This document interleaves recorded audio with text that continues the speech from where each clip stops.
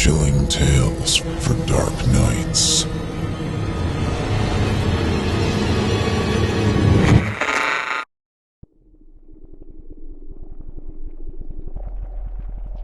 When Gods Blink. Written by Alex Sinclair. Performed by Christopher Keegan.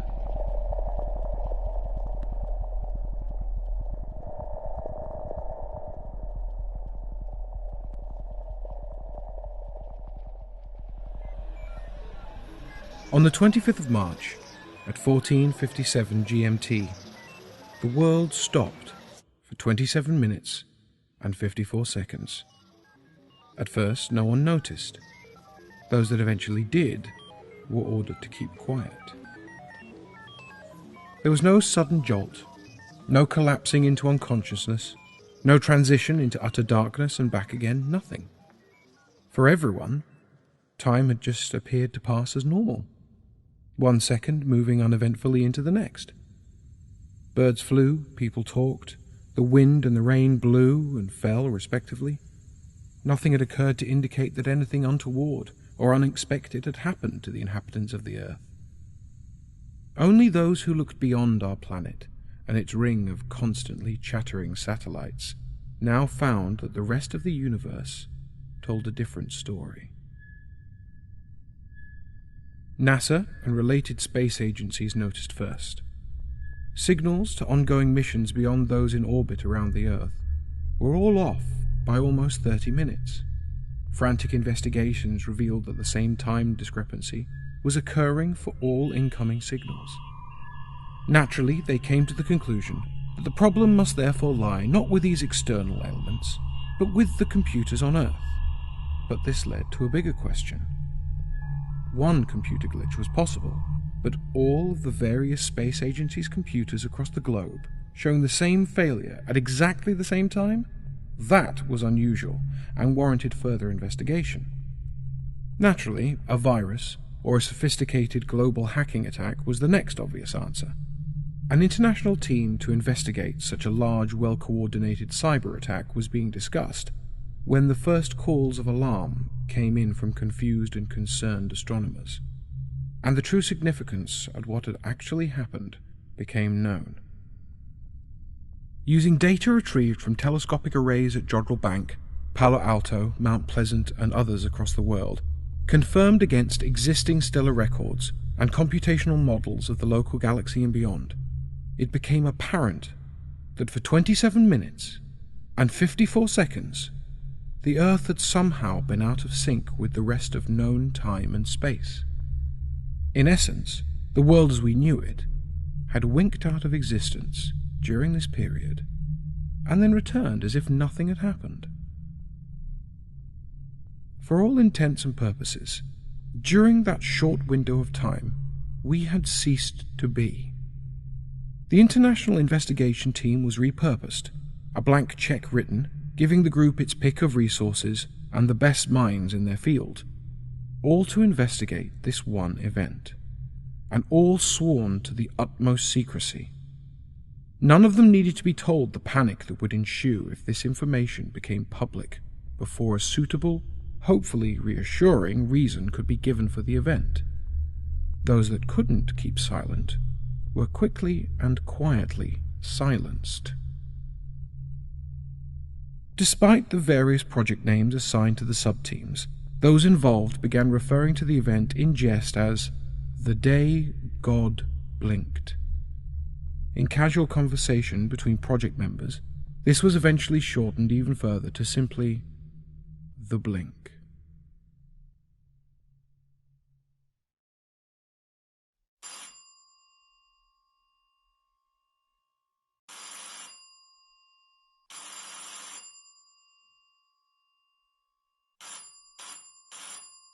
After 6 rings, Ben finally answered the door. Mark, what are you doing here? You invited me, remember? Did I? Oh, how odd. Well, I probably had a reason at the time. It's still good to see you anyway. Come on in. I'd known Ben since childhood. We attended the same schools for a while, before his remarkably high IQ led him onto a fast track of higher education and beyond. We kept in touch, though. His parents were sensible enough to realize that he needed some grounding in the real world, and encouraged our friendship with the usual sleepovers and camping trips. Their smarts lay in forcing Ben not to let his social skills atrophy completely, like many other very intelligent children's parents were wont to allow. As a result, he was frequently sidetracked and forgetful. He continued to function in normal society with a degree of success. After our respective schooling had finished, we both moved into the IT industry, although at vastly different levels. I myself worked in tech support, focusing on maintaining insurance systems for a range of small independent companies. It was boring, but it paid well, and allowed me to travel. Ben, on the other hand, was self-employed, and preferred working from his apartment of solitude, as he called it, and referred to himself as a consulting technician. He'd gotten the idea from watching reruns of Sherlock.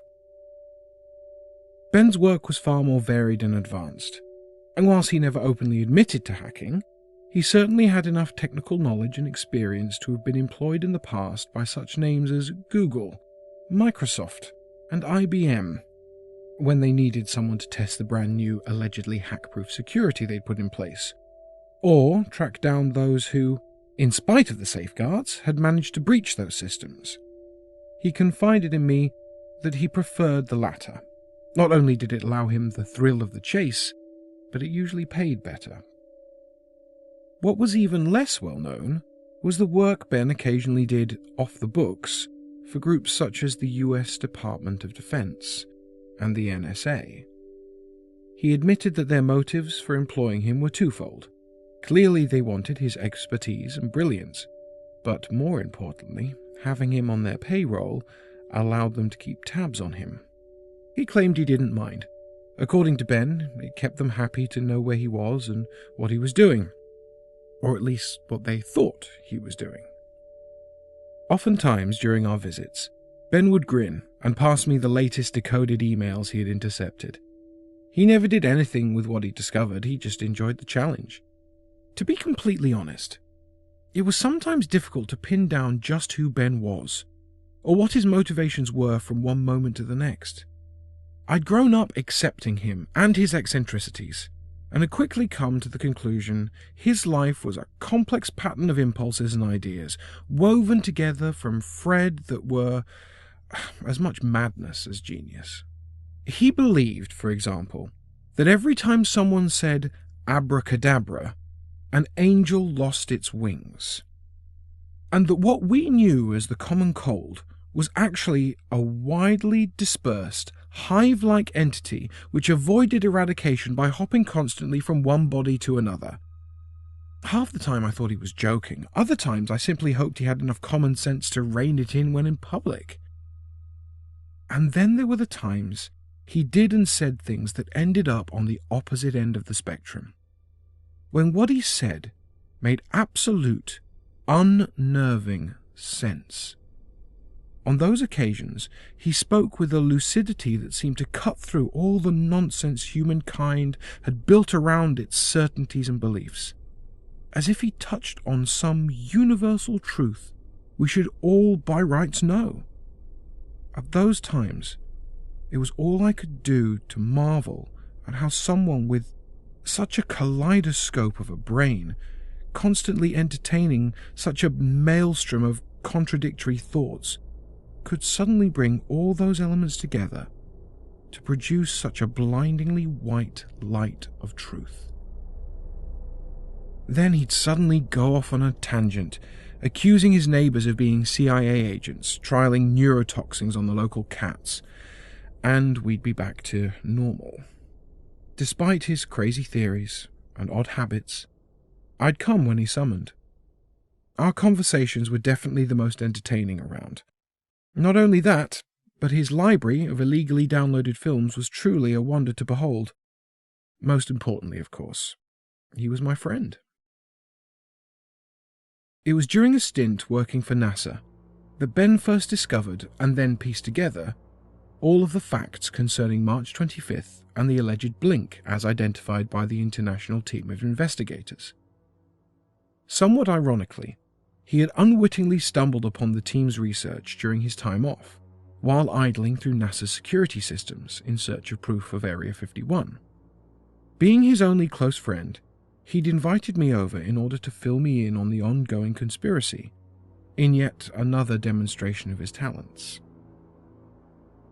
As he spoke, he appeared completely oblivious to the incredibly obvious in my expression. He described what the world's space agencies and astronomers had discovered, how a secret scientific think tank had been tasked with investigating what had happened. According to Ben, physicists, quantum theorists, mathematicians, the whole spectrum of scientists were entirely focused on this one problem and the questions associated with it. It was up to them to determine what had happened, why it had happened, if it was likely to happen again, and most importantly, if a reoccurrence was possible, whether there was any permanent risks associated with such an event. He told me of the total news blackout, and of how any amateur astronomers who'd come to the same conclusion independently were either brought on board, treated as cranks, or disappeared with extreme prejudice. Those in power feared a mass panic, or that the world's religions would take credit on behalf of their respective gods, leading to unfathomable consequences. Ben remarked, "There's nothing more disconcerting than not being able to trust your own reality. We've been raised in a world where it's fine to distrust your government, your employers, your family, but your own existence? Definitely a recipe for chaos. The European Organisation of Nuclear Research, better known as CERN, has been placed on indefinite hiatus. The governments of the world have no proof that the blink was caused by their experiments, though I suppose they had to point the finger somewhere until more evidence presented itself. There's a lot of theoretical work being done now, but pretty much zero practical. It's only a matter of time before the scriptwriters for Doctor Who are brought in to brainstorm an explanation." Ben sighed, sat back in his swivel chair and spun round, staring at the ceiling, seemingly lost in thought. Then he slowly came to a stop and returned his gaze to me, a mischievous twinkle in his eyes. "Then on the other side, you have all the religions." At this he paused again, looking around his cluttered desk, and began assembling various bits and pieces into what looked like a tower. Throughout its construction, Ben continued speaking. "Remember our Bible classes? I like the stories, if not the morality. I especially enjoyed the history of Babel." Ben's makeshift spire continued to rise as he added every book, hard drive, chocolate bar, and magazine he could get his hands on into the pile. By the time he stopped to admire his handiwork, his precious creation was just below his chin, swaying gently. He added a few more items, then paused again, and spread his hands wide on either side, ready to prevent its collapse if necessary. Then, in his best imitation of an old English vicar delivering a sermon, Ben continued, saying, "A man, in his hubris, decided to build a tower to God, so he may converse with his Creator. God, though, in his glorious wisdom, decided man should not be allowed to do this, and took steps to rectify the situation, so he cursed man with the gift of many tongues." He smirked at this, his eyes never leaving the tower, and he returned to his normal voice. "While many a project, plan, or piece has been ruined by the inability of people to understand each other, it might be that humanity is overreaching again. With the final proof of the existence of the Higgs boson, maybe God's decided we're getting too close again, and he's selfish about his tricks. Time for another lesson, perhaps?" At this, he slowly closed his hands into fists on either side of the precious edifice he had created, and then, with a single finger, gingerly pushed it near the top. With a crash, his metaphorical tower scattered across the table and floor. He waited until the sound of books and rubbish falling had died away before speaking again, this time in a thoughtful voice. "Maybe the blink as they call it, was God giving us a heads up, a warning to stop encroaching on his intellectual property, or else risk the consequences. Ben smiled knowingly. Personally, looking at all the facts so far accumulated, I believe the answer lies even further afield. I took a comfort break at this point, shaking my head at this new conspiracy theory. When I got back, he'd moved on already, his head now buried in the side of a PC tower case, now perched on a different desk he reserved for mechanical endeavours. It was quiet for a while, the silence broken only by his humming as he fiddled inside the case while I looked for somewhere reasonably clean to sit. Then, abruptly, he spoke again, his voice oddly masked by the case. As I was saying, I believe the answer they seek lies further afield. In fact, I have statistical proof. Statistical? You? Ben had often laughed at statistics in the past, and blamed them for exactly 78.65% of the world's ills. In his mad pedantry, he had indeed worked out a formula that he claimed proved this figure. That being said, he told me once he could destroy the world in a single spreadsheet. And in my more fatalistic moments, I actually believed him. I accept that statistics, for all their perceived infallibility, are highly unreliable, he mumbled from inside the case, reaching aimlessly for a screwdriver on the desk next to him, with a hand tinted orange and black from a mixture of Cheetos and grease. I accept that statistics, for all their perceived infallibility, are highly unreliable. Bollocks, I replied, only half listening as I lounged on a large dirty beanbag, littered with wrappers and odd wire. Ben retracted his head from the case and, with a devilish glint in his eyes, looked straight at me. Pass it to the right people, in the right places, at the right time, and it becomes law. I responded, deciding not to entertain his paranoid fantasies any further, and instead focused my attention on a magazine I'd found on the floor amongst all the junk scattered about. Ben grunted his disapproval at my lack of enthusiasm for one of his favourite topics, and reburied his head in the tower case. In spite of my waning interests, he continued. When I say statistics, by the way, I'm referring to those collected and analysed for marketing and political purposes, which are nearly always biased and quite basic. Now, pattern recognition as a statistical field of study, that's another story altogether. Those kinds of numbers I do have time for. Withdrawing his head again, Ben looked around the desk the case was on, shifting papers as he continued, partially lost in thought. You've heard of SETI, of course. Hold on. The search for extraterrestrial intelligence. If we're heading into alien territory, you can kiss me goodbye right here and now. Ben scowled, and I threw my hands in the air in resignation. I'm sorry. Please, by all means, continue, O knowledgeable one. Thank you. The SETI Institute, among other things, analyses the signals bouncing in and around our local galaxy. Which they've been doing for more than 30 years, and not once has anyone found any conclusive proof of intelligent life. Ben ignored me. What if the patterns they've been looking for are wrong? What if you could analyse these seemingly random signals another way? What if there is a pattern, but it's spread over a longer period, so that no one thus far has recognised it for what it is?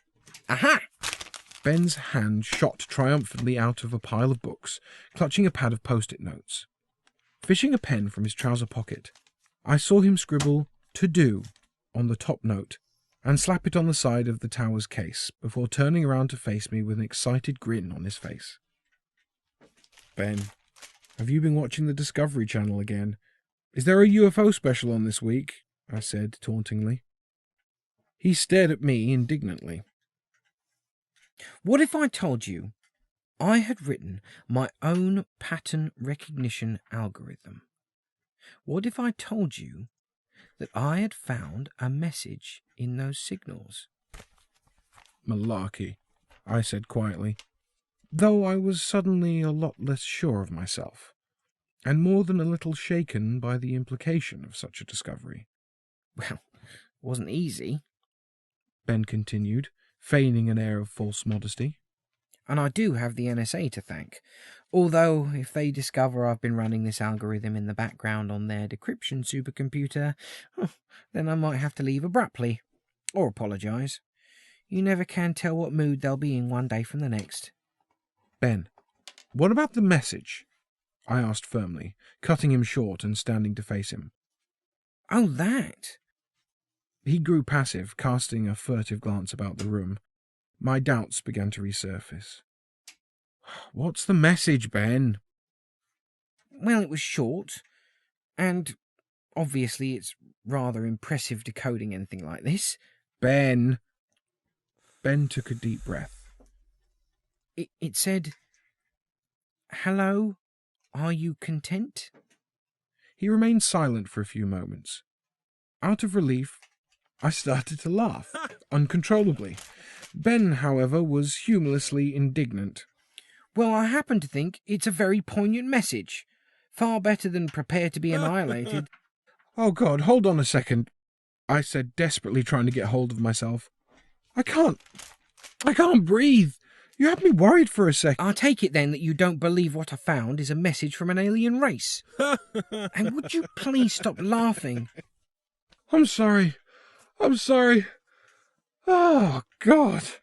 Ben, you've got to admit, when you imagined we would someday receive contact from another species, didn't you expect it to be a little more, I don't know, profound? I mean, we've sent out a gold disc giving a snapshot of the human race and our knowledge, music, mathematics, you name it. And what do the hyper-intelligent aliens send back? Salutations! You don't think it's from outer space, then? He asked. I looked at his pained expression and answered in a more measured tone. Look, Ben, I'm sorry. I think this is a textbook case of confirmation bias. Your algorithm identified a non-existent pattern, and you've assigned meaning to it which supports your pre-existing hypothesis. I returned my attention to the magazine in my hand. For some time, Ben stood stock still, as if in a daze, before he turned and flopped down in a large, comfortable swivel chair behind a desk.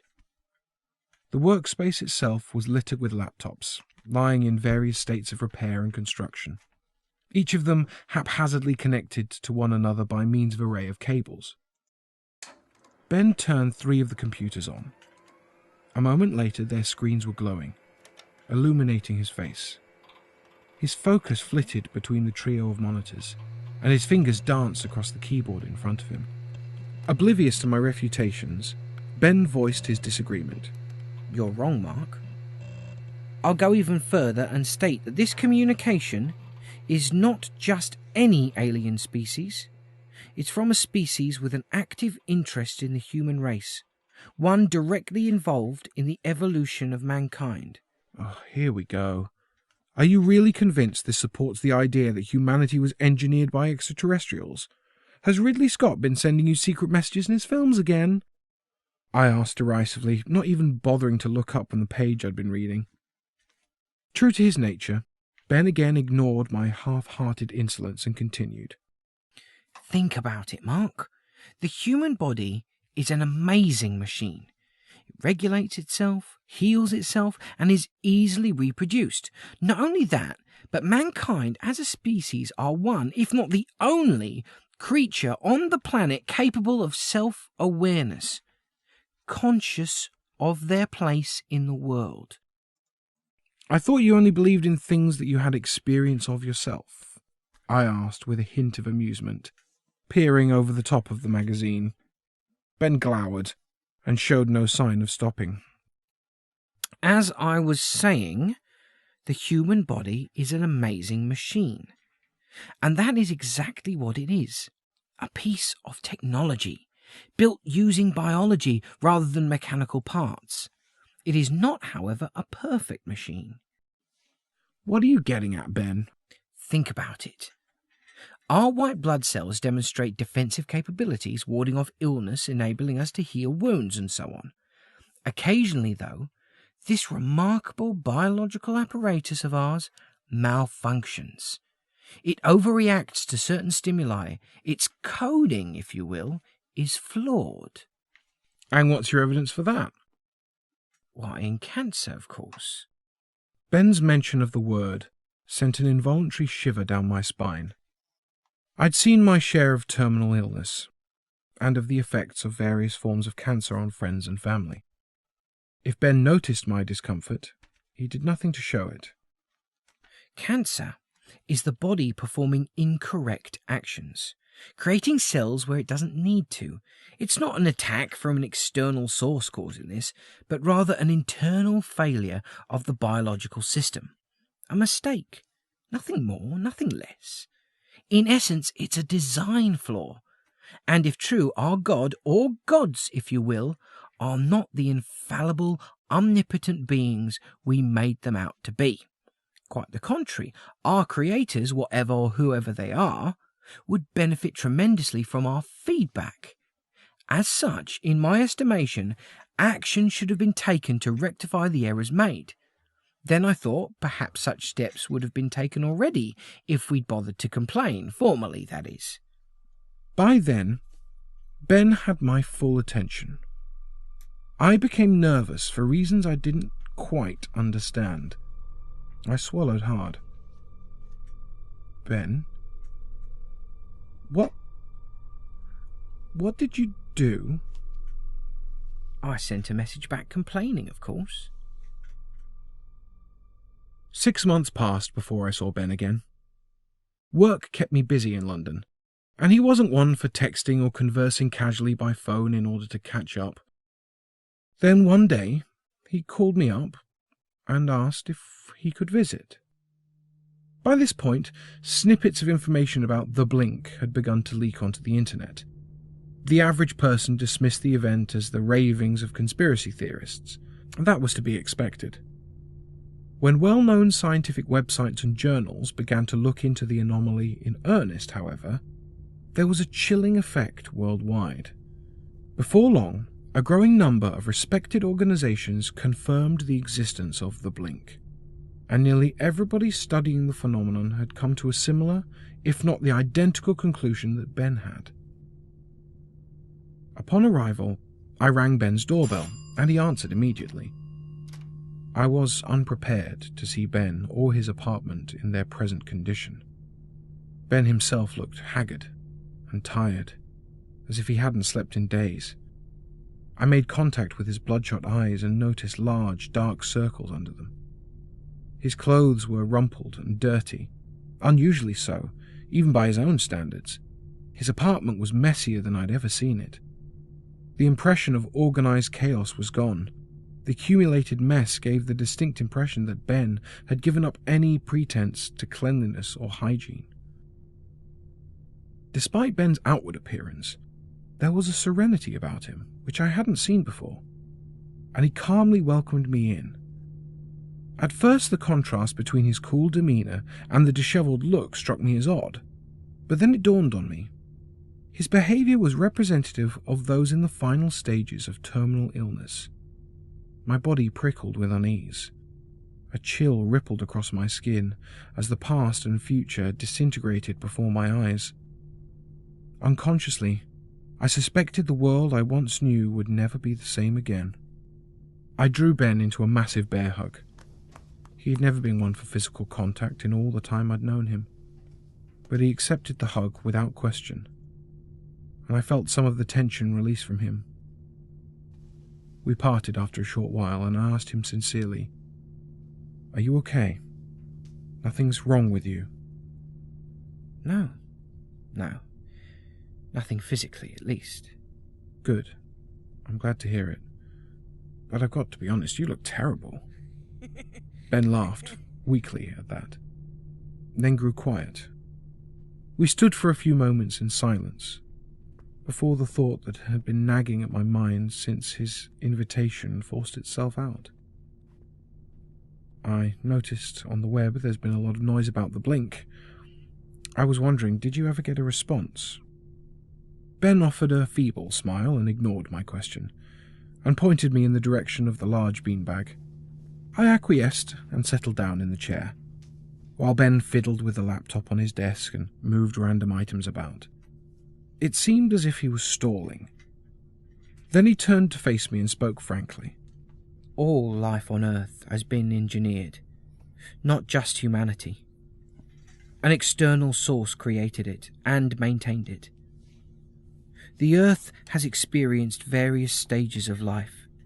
There have been several of these stages, back from when Earth was first formed, up to and including today. We have little to no evidence of these early versions. The most recent, however, prior to our current one, we do have many artifacts from that era laying round.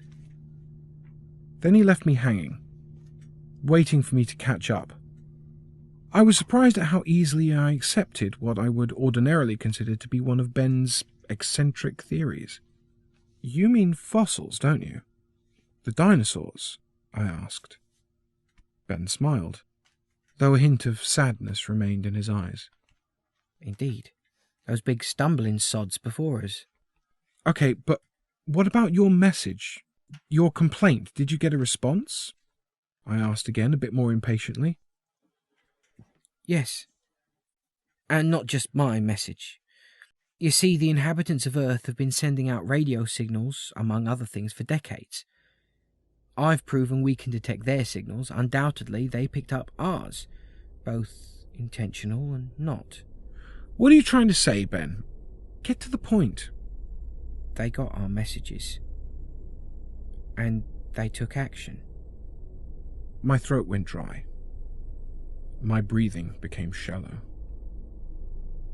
What action, Ben? You work in technical support, Mark. What is usually your first recommendation when something stops working correctly? I don't know. Usually a power cycle does the trick, turning the device off and back on again. At this, my voice trailed off, and I realized what Ben was implying. What he believed happened on the 25th of March, and how we lost 27 minutes and 54 seconds. Ben chuckled, allowing a moment for the ramifications to sink in. Then abruptly he flew into a tangent. Apparently at the peak of madness, I listened in spite of the growing pit in my stomach. Chariots of the gods, Mark. Chariots of the gods. Imagine that. Aliens coming down to teach ancient civilizations new tricks, or maybe they didn't. Perhaps a version of reality which remains under warranty, includes on-site maintenance. Personally, my money's on the Greek gods actually being extraterrestrial consultants sent down to perform bug fixes. It makes you wonder which poorly written piece of code triggered Pompeii. Shut up! Shut up! Shut up! I raged, suddenly overwhelmed with cognitive dissonance. I knew, instinctually, this wasn't one of Ben's mad tirades, and the sane, logical part of my fragile psyche couldn't handle any more truth. I looked up to find Ben staring at me, not in anger, but out of sympathy. He settled down next to me on the beanbag and handed me a beer. I took a long swig and set it down. Gradually, my breath settled. Ben took that as his cue to continue, and he did so, albeit less hysterically. This theory explains why so many people believed in pantheons of gods back in the day.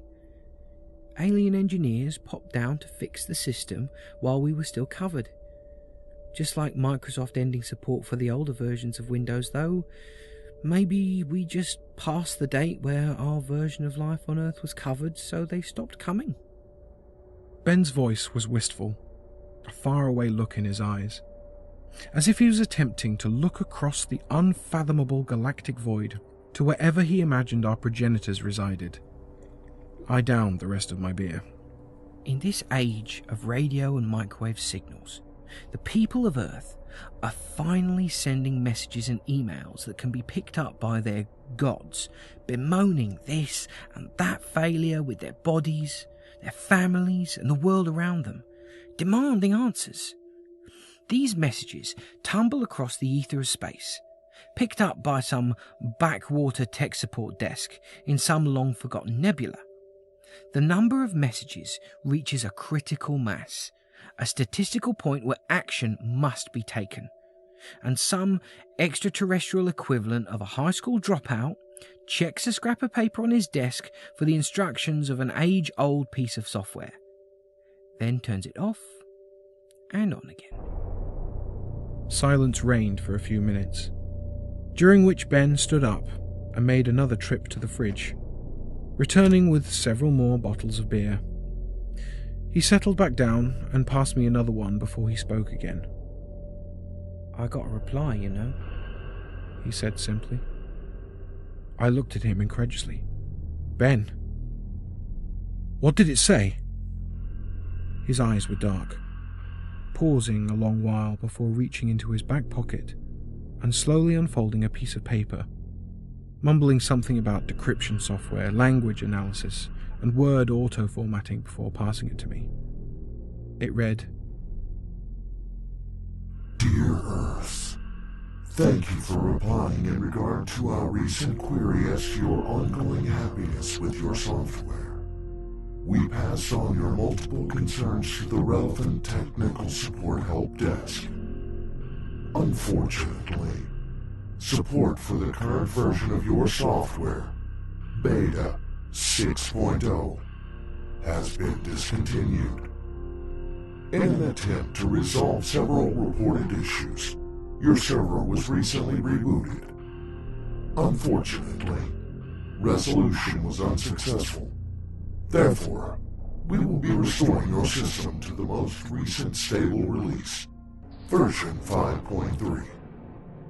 Your contract does not include backup or restoration of existing data, so all current data created post-version 5.3 will be lost. We apologize for any inconvenience this may cause. Thank you for your business, and please contact us if further issues occur. "Refresh," I muttered. Confusion and dread dulled my senses. Using the version numbering as a guide, my guess is that would be resetting Earth back to the late Jurassic period, he muttered thoughtfully, taking a swig of beer. I sent a message back, of course, asking them not to do anything. I even coached it in the proper terms.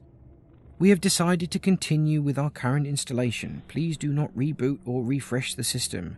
Please ignore all other bug reports unless forwarded by me. Regards, Ben Glover, System Administrator of Earth. Hopefully they got it in time. Bug reports? Prayers. Oh. Then I looked at him again. The look of disbelief obvious in my eyes. System Administrator of Earth? Ben didn't meet my gaze, but rather sheepishly kept his eyes locked on his beer bottle. Well, I had to sound like I was in charge, didn't I? Do you think they got your message? Honestly, I don't know. We can only hope. By my calculations, we'll know in the next couple of hours or so. I suppose that's why I invited you over, so we can watch the end together. Then again, we might just blink out of existence. Ben's voice trailed off. Once again, we sat in silence. Only the occasional sip of beer interrupting the stillness. Truthfully, there wasn't much else to say. After a while, Ben finished his beer, sat it gently down beside him and yawned, leaning back on the beanbag with his hands clasped behind his head. He said matter-of-factly, You know, I think the dinosaurs got a bum deal the first time around. It's only fair they should be given another go. I turned in disbelief to argue with him at this irresponsible attitude, and then I saw the barely contained laughter in his eyes. When all was said and done, what was there left to do but wait and see what happened, and laugh at the absurdity of it all? One look at the expression on my face, and Ben began to chuckle. I joined in, and we sat there, just the two of us, beers in hand, tears rolling down our cheeks, waiting for the end.